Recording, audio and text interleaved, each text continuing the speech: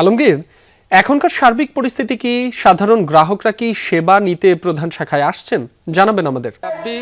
আমি আপনার প্রশ্নের দ্বিতীয় অংশটা শুনতে পারিনি। প্রথম অংশের উত্তর যদি দিই, আসলে এখনকার পরিস্থিতি হচ্ছে যে তারা গতকাল আপনি জানেন যে ইসলামী ব্যাংকে যে নতুন চেয়ারম্যান নিয়োগ দেওয়া হয়েছে খুরশিদ আলম, তার পদত্যাগ এবং প্রত্যাহারের দাবিতে, তার নিয়োগ বাতিলের দাবিতে গতকাল মানববন্ধন করেছিলেন, বিক্ষোভ সমাবেশ করেছিলেন মতিঝিলের ইসলামী ব্যাংকের প্রধান কার্যালয়ের সামনে, এবং আজও তারা একই দাবিতে মানববন্ধন করছেন, বিভিন্ন মানববন্ধন করছেন, এবং সকাল 10টার পর থেকেই তারা মূলত এখানে এসে জড়ো হয় এবং নানা ধরনের বক্তব্য দিচ্ছেন, এবং তাকে যে খুরশিদ আলমকে নিয়োগ দেওয়া হয়েছে সেই নিয়োগ তারা বাতিলের দাবি জানাচ্ছেন, এবং আগের যে ব্যবস্থাপনা পরিচালক ছিল ওমর ফারুক খান, তাকে তারা পুনর্বহালের দাবি জানাচ্ছে। যদিও তাকে আপনারা জানেন যে নতুন চেয়ারম্যানের সভাপতিত্বে এরই মধ্যে গতকাল রাতে একটি পর্ষদের সভা হয়েছে, এবং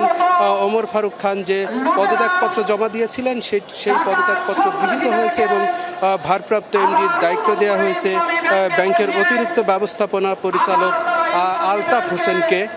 তো তারা আসলে সেই পরিচালনা পর্ষদের বৈঠককে অবৈধ বলছেন, এবং তারা বলছেন যে ওমর ফারুক খানের যে পদত্যাগপত্র গৃহীত হয়েছে সেইটা তারা মানে না, সেটা তার আবার পুনর্বহাল দাবি করছেন, এবং তারা বলছেন যে এই যে খুরশিদ আলমকে নিয়োগ দেওয়া হয়েছে তিনি বিগত সরকারের সময়ে সুবিধাভোগী, এবং 5 আগস্টের পর রাজনৈতিক পট পরিবর্তনের পর তাকে আসলে থেকে বের করে দেওয়া হয়েছিল, এবং তারা দাবি করছেন যে এমন একজন বিতর্কিত ব্যক্তিকে ইসলামী ব্যাংকে নিয়োগ দিয়ে ইসলামী ব্যাংকে আগে যারা দখল করে লুটপাট করেছিল তাদের হাতে আবার ফিরিয়ে দেওয়ার জন্য এক ধরনের ষড়যন্ত্র হচ্ছে। সেই ষড়যন্ত্র তারা প্রতিহত করার ঘোষণা দিচ্ছেন, এবং যে কোনো মূল্যে এই ষড়যন্ত্র তারা প্রতিহত করবেন, এবং তারা যে দাবিগুলো জানিয়েছে, বিশেষ করে খুরশিদ আলমের নিয়োগ বাতিল,